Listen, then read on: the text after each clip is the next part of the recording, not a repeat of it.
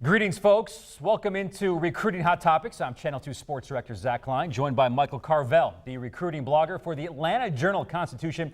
And MC, let's get right after it. Let's talk about Georgia Tech recruiting. Off to a great start. The Yellow Jackets have around 20 commitments so far, and they could sign as many as 25.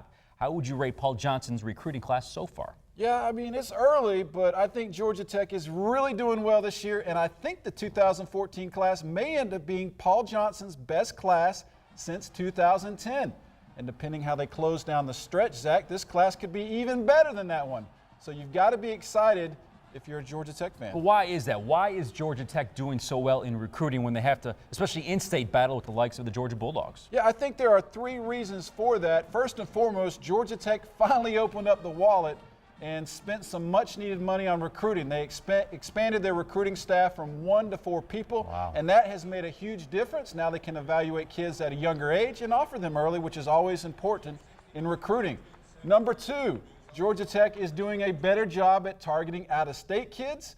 And number 3, I think some of the new coaches, especially defensive coordinator Ted Roof, they've brought a lot of new energy and momentum to the overall recruiting effort. All right, so who is Georgia Tech's best commitment so far for the 2014 class? Well, can I pick 2? Of course. It's your show. You can do whatever you want. I really like the Austin twins out of Lamar County. If Lance and Lawrence Austin were a couple of inches taller, I think they'd be rated much higher in the rankings. They're both extremely physical at defensive back.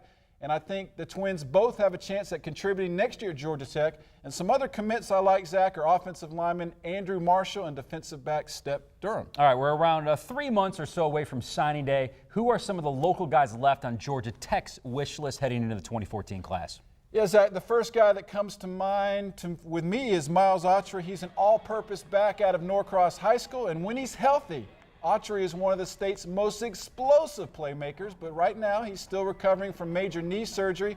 And I like Autry a lot, and I feel good about Georgia Tech's chances with him because, Zach, his older brother plays for the Yellow Jackets. And as always, that is a huge deal in trying to get brothers to go to the same school. As always, we thank you for your time, and we'll see you here next week on Recruiting Hot Topics.